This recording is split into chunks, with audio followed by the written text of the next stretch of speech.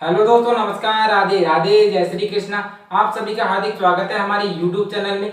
दोस्तों, आज के वीडियो एग्रीकल्चर से जुड़े सभी स्टूडेंट्स के लिए बहुत ही महत्वपूर्ण होने वाले हैं, क्योंकि आज की इस वीडियो में मैं आप सभी को बताने वाला हूँ मुर्गी से संबंधित महत्वपूर्ण शब्दावली, मुर्गी से संबंधित महत्वपूर्ण जानकारी, मुर्गी की महत्वपूर्ण नस्लों का वर्गीकरण। तो दोस्तों, वीडियो को कंप्लीट देखिए। और अगर दोस्तों यहाँ से कोई क्वेश्चन आता है एग्जाम में, तो मैं आप सभी को गारंटी देता हूँ आप सभी का कोई भी प्रश्न गलत नहीं होगा। इसलिए दोस्तों वीडियो को कंप्लीट देखिए, आप सभी को यहाँ से बहुत ही फायदा मिलने वाला है। अब देखिए दोस्तों, सबसे पहले तो हम मुर्गी से संबंधित महत्वपूर्ण जानकारी और मुर्गी की संबंधित शब्दावली पढ़ेंगे। दोस्तों इसके बाद मैं आप सभी को मुर्गी से संबंधित महत्वपूर्ण नस्लों का क्या बताऊंगा, वर्गीकरण। ठीक है दोस्तों, कि मुर्गी की देसी नस्ल कौन सी, विदेशी नस्ल कौन सी। दोस्तों यहाँ से क्वेश्चन पूछा जाता है, इसलिए दोस्तों आप वीडियो को कंप्लीट देखिए। अब देखिए दोस्तों, सबसे पहले हम शब्दावली पढ़ते हैं। मुर्गियों का समूह क्या कहलाता है? दोस्तों मुर्गियों का समूह जो होता है उसको क्या कहते हैं? फ्लॉक कहते हैं। प्रोड नर या मुर्गा क्या कहलाता है दोस्तों? कॉक कहलाता है। ठीक है दोस्तों, प्रोड मादा या मुर्गी क्या कहलाती है? हैन कहलाती है। ठीक है, वयस्क नर को क्या कहते हैं? कॉकरेल कहते हैं। क्या कहते हैं दोस्तों? वयस्क नर को कॉकरेल कहते हैं। वयस्क मादा को क्या कहते हैं? पुलेट। क्या कहते हैं? पुलेट कहते हैं वयस्क मादा को। अंडे सेने की प्रक्रिया। दोस्तों मुर्गी द्वारा दोस्तों अंडे को विकास के लिए, अंडे से चूजे को बनने के लिए दोस्तों एक प्रक्रिया होती है, उस प्रक्रिया को कहते हैं इनक्यूबेशन। क्या कहते हैं दोस्तों? इनक्यूबेशन। अंडे सेने की प्रक्रिया क्या कहलाती है? इनक्यूबेशन कहलाती है। अंडे से चूजे निकलने में समय। दोस्तों अंडे से चूजे निकलने में 21 दिन का समय लगता है। सबसे पहले मुर्गी अंडा देती है, उसके बाद अंडे को सेने की क्रिया होती है मुर्गी के द्वारा प्राकृतिक रूप से। ठीक है दोस्तों अंडे सेने की प्रक्रिया कृत्रिम रूप से इनक्यूबेटर में की जाती है। किस में की जाती है? कृत्रिम रूप से अंडे सेने की प्रक्रिया इनक्यूबेटर में की जाती है। ठीक है दोस्तों, अंडे का पीलापन। दोस्तों अंडे में जो पीलापन होता है वो जेंतोफिल वर्ण के कारण होता है। किसके कारण? जेंतोफिल वर्ण के कारण अंडे में पीलापन पाया जाता है। यहाँ से बहुत ही इंपॉर्टेंट क्वेश्चन बनता है कि अंडे में पीलापन किसके कारण होता है दोस्तों? जेंतोफिल वर्ण के कारण होता है। अंडे की गुणवत्ता का टेस्ट किसके द्वारा किया जाता है? दोस्तों अंडे की गुणवत्ता का टेस्ट केंद्रलिंग परीक्षण। किसके द्वारा? केंद्रलिंग परीक्षण द्वारा अंडे की गुणवत्ता का टेस्ट किया जाता है। अंडे का जो कवच होता है दोस्तों कैल्शियम कार्बोनेट। किसका? कैल्शियम कार्बोनेट का बना होता है। लगभग अंडे की कवच में 94% कैल्शियम कार्बोनेट पाया जाता है। ठीक है दोस्तों, अंडे का औसत वजन लगभग 57.5 ग्राम, कितना? 57.5 ग्राम होता है। एक अंडे का लगभग वजन होता है। ठीक है दोस्तों, मुर्गी का नवजात बच्चा क्या कहलाता है दोस्तों? चिक। क्या कहलाता है? मुर्गी का नवजात बच्चा चिक कहलाता है। मुर्गी का मांस क्या कहलाता है? चिकन कहलाता है। ठीक है दोस्तों, मुर्गी के मैथुन की प्रक्रिया क्या कहलाती है? ठीक है दोस्तों, मुर्गी के मैथुन की प्रक्रिया सर्विंग कहलाती है। ठीक है, मुर्गी के बच्चा देने की प्रक्रिया हेचिंग कहलाती है। मुर्गी जो अंडा देती है दोस्तों उसको क्या कहते हैं? उस प्रक्रिया को हेचिंग कहा जाता है। मुर्गी द्वारा अंडा देने की प्रक्रिया या बच्चा देने की प्रक्रिया। मुर्गी का बंध्याकृत नर क्या कहलाता है? जो बच्चे पैदा नहीं कर सकता दोस्तों, ठीक है, उसको कहते हैं बंध्याकृत नर, उसको कहते हैं केपन। ठीक है, मुर्गी का बंध्याकृत नर क्या कहलाता है? केपन कहलाता है। अंडे का कवच पर कितने छेद होते हैं दोस्तों? अंडे के कवच पर लगभग 600 से लेकर 800 छेद पाए जाते हैं, जो कि आप दोस्तों सूक्ष्मदर्शी द्वारा देख सकते हैं।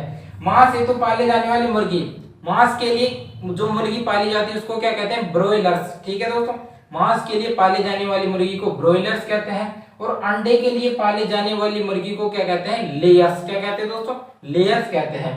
कैनाबोलिज्म क्या होता है दोस्तों? कैनाबोलिज्म जो है उसमें क्या करते हैं? जो छोटे चूजे होते हैं वो एक दूसरे को चोंच मारकर घायल कर देते हैं। तो चूजों द्वारा एक दूसरे को चोंच मारकर घायल करने की प्रक्रिया क्या कहलाती है? कैनाबोलिज्म कहलाती है। दोस्तों अभी हमारी महत्वपूर्ण जानकारी समाप्त नहीं हुई है, आप वीडियो को लगातार देखते रहिए, आप सभी को यहाँ से एक ना एक क्वेश्चन जरूर मिलेगा। अब देखिए दोस्तों, अगली हमारी महत्वपूर्ण जानकारी कौन सी है? दोस्तों अंडे सेने की प्रक्रिया दो प्रकार से होती है, एक तो प्राकृतिक रूप से होती है और एक कृत्रिम रूप से। प्राकृतिक रूप से अंडे सेने की प्रक्रिया दोस्तों मुर्गी द्वारा की जाती है, और एक मुर्गी दोस्तों 8 से 10 घंटे अंडे सेती है रोज दोस्तों। ठीक है दोस्तों, एक मुर्गी 8 से 10 घंटे अंडे सेने की प्रक्रिया करती है। दोस्तों कृत्रिम रूप से अंडे सेने की प्रक्रिया एक यंत्र होता है इनक्यूबेटर। कौन सा दोस्तों? इनक्यूबेटर यंत्र की सहायता से कृत्रिम रूप से अंडे सेने की प्रक्रिया होती है। दोस्तों इनक्यूबेटर यंत्र में दोस्तों एक साथ 3000 अंडे, क्या दोस्तों, एक साथ 3000 अंडे सेचन की प्रक्रिया हो सकती है। दोस्तों इनक्यूबेटर में अंडे सेने के लिए 100 डिग्री फ़ारेनहाइट तापमान चाहिए और लगभग दोस्तों 60 से 70% नमी की आवश्यकता होती है। ठीक है दोस्तों, 100 डिग्री फ़ारेनहाइट तापमान और 60 से 70% नमी की आवश्यकता होती है इनक्यूबेटर में अंडे सेने के लिए। ठीक है दोस्तों। दोस्तों अगला देखिए दोस्तों, कुक्कुट आवास की सबसे उपयुक्त विधि कौन सी है। दोस्तों मुर्गी के आवास की या कुक्कुट आवास की सबसे उपयुक्त विधि कौन सी है। दोस्तों गहरी बिछावन प्रणाली, क्या दोस्तों, गहरी बिछावन प्रणाली कुक्कुट आवास की सबसे अच्छी विधि मानी जाती है। दोस्तों इस विधि में क्या होता है, इस विधि में दोस्तों मुर्गी के लिए दोस्तों धान के जो भूसा होता है, धान का भूसा और मूंगफली के छिलके और मक्के की कड़वी, ठीक है दोस्तों, और सब्जी के छिलके, इस तरह दोस्तों इनको बिछाकर दोस्तों मुर्गी के लिए एक आवास तैयार किया जाता है जिसको गहरी बिछावन प्रणाली कहते हैं। दोस्तों ये मुर्गी में कुक्कुट आवास की सबसे अच्छी विधि है।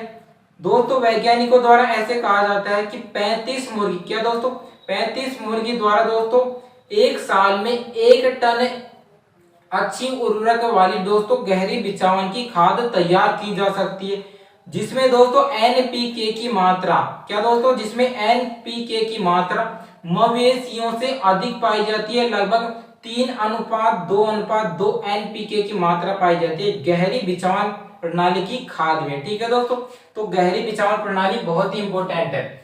डिबकिंग क्या होता है।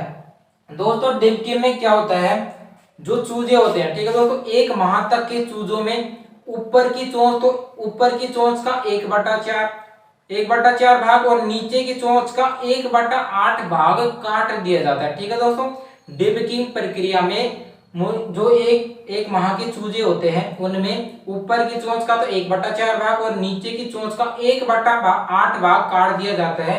इस प्रक्रिया को दोस्तों डिबकिंग कहा जाता है। ठीक है दोस्तों अंडा जो है देसी नस्ल के द्वारा 60 अंडे, क्या दोस्तों, देसी नस्ल जो होती है उसके द्वारा 60 अंडे प्रति वर्ष दिए जाते हैं, जबकि विदेशी नस्ल द्वारा 260 अंडे प्रति वर्ष दिए जाते हैं। ठीक है दोस्तों, तो आप सभी को इसके बारे में ध्यान रखना है।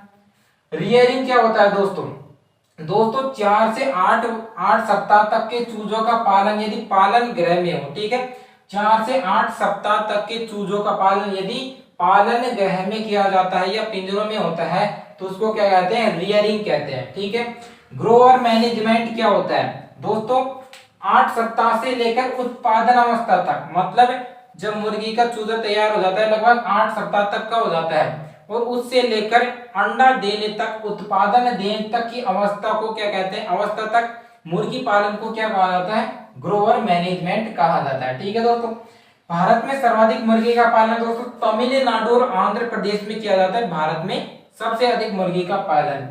राजस्थान में अंडा व पोल्ट्री उत्पादन में प्रथम जिला अजमेर में सबसे अधिक मुर्गी पाली जाती है और पोल्ट्री उत्पादन में और अंडे उत्पादन में राजस्थान में अजमेर जिला सर्वश्रेष्ठ है। अजमेर जिला का प्रथम स्थान है दोस्तों। ठीक है, पोल्ट्री उत्पादन में दोस्तों कौन कौन किस किस को शामिल किया जाता है। ठीक है दोस्तों, मुर्गी तो शामिल है ही पोल्ट्री उत्पादन में, इसके अलावा दोस्तों तीतर, बटेर, बतख, टर्की, शतुरमुर्ग, क्या दोस्तों, टर्की, शतुरमुर्ग, हंस, कबूतर और मुर्गी को भी क्या किसमें शामिल किया जाता है, पोल्ट्री उत्पादन में दोस्तों मुर्गी के अलावा इन सभी को शामिल किया जाता है। ठीक है दोस्तों अब मैं आप सभी को देसी और विदेशी नस्लों का वर्गीकरण बता देता हूँ कि देसी नस्ल कौन सी है और विदेशी नस्ल कौन सी है। तो दोस्तों वीडियो को लगातार देखते रहिए, आप सभी को यहाँ से बहुत ही फायदा मिलने वाला है। अब देखो दोस्तों मुर्गी के महत्वपूर्ण देसी और विदेशी नस्लें कौन कौन सी है।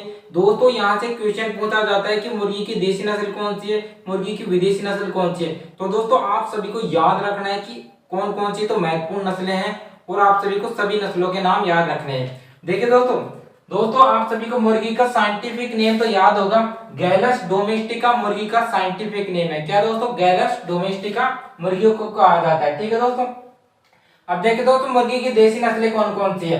दोस्तों मुर्गी की देसी नस्लें बहुत सारी है, लेकिन आप सभी को महत्वपूर्ण नस्लें याद रखनी है और लगभग नस्लें तो सारी याद रखनी है लेकिन महत्वपूर्ण नस्लें ज्यादा याद रखनी है।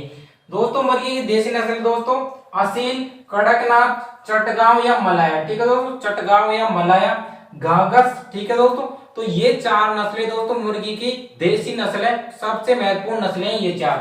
इसके अलावा दोस्तों काला हस्ती, लोलक, टेनिस, naked neck, Kashmir, Punjab brown, Favorolla, Tellicherry, क्या दोस्तों, फेवरलोक, टेली चेरी, टिटरी और वसरा, ये सभी मुर्गी की देसी नस्लें हैं, ठीक है, लेकिन ये ज्यादा इंपॉर्टेंट नहीं है।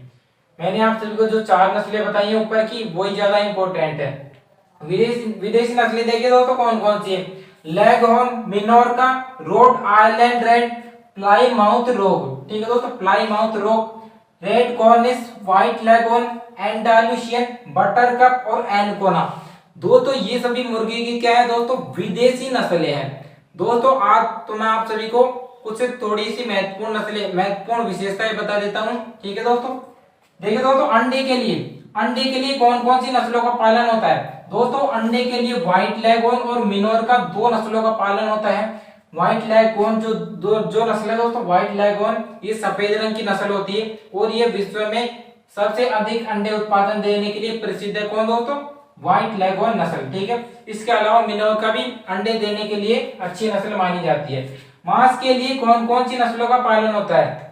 दोस्तों मांस के लिए रेड कॉर्निश, हैम्पशायर और प्लाईमाउथ रॉक, ये सभी मांस के लिए पालन की जाती है इन नस्लों को। अंडा व मांस, दोस्तों अब अंडे व मांस या द्विप्रयोजनीय नस्ल, क्या दोस्तों, अंडा व मांस व द्विप्रयोजनीय नस्ल कौन कौन सी है। रोड आयरलैंड रेड, कौन है, रोड आयरलैंड रेड, क्या ये द्विप्रयोजनीय नस्ल है जो अंडे भी देती है और मांस भी देती है, ठीक है दोस्तों। खेल मनोरंजन व लड़ाई के लिए, क्या दोस्तों, खेल मनोरंजन व लड़ाई के लिए असील नस्ल काम में लेते हैं। और दोस्तों असील नस्ल जो है दोस्तों, इसके मुर्गे लड़ाई के लिए सबसे उपयुक्त है, ठीक है दोस्तों। इसके अलावा मनोरंजन व खेल में भी उपयोगी है। प्रदर्शन के लिए या करतब दिखाने के लिए मुर्गी की कौन सी नस्ल उपयुक्त है। कड़कनाथ, कौन दोस्तों, कड़कनाथ सबसे अधिक उपयोगी नस्ल है। तो दोस्तों ये मैंने आप सभी को मुर्गी से संबंधित महत्वपूर्ण शब्दावली, मुख्य जानकारी और मुर्गी की प्रमुख देसी और विदेशी नस्लों के बारे में बता दिया है। दोस्तों इससे अगला जो वीडियो आएगा हमारा मुर्गी से संबंधित, उसमें मैं आप सभी को मुर्गी की मुख्य नस्लों की विशेषताएं और मुर्गी से संबंधित जितनी भी डिजीज है, जितनी भी बीमारियां हैं, उन सभी के बारे में बताने वाला हूं। तो दोस्तों आज का वीडियो अगर आप सभी को पसंद आ रहा है तो यूट्यूब चैनल को सब्सक्राइब करें, अपने दोस्तों को बताएं, ज्यादा से ज्यादा लाइक करें और कमेंट तो आप सभी को करना ही है। आप सभी कमेंट नहीं करते हो तो आप सभी को कमेंट करना है कि वीडियो कैसा लग रहा है। थैंक यू दोस्तों, अब मिलते हैं अगले वीडियोज में। और अगला वीडियो मैंने आप सभी को बता दिया कौन सा आएगा। धन्यवाद दोस्तों।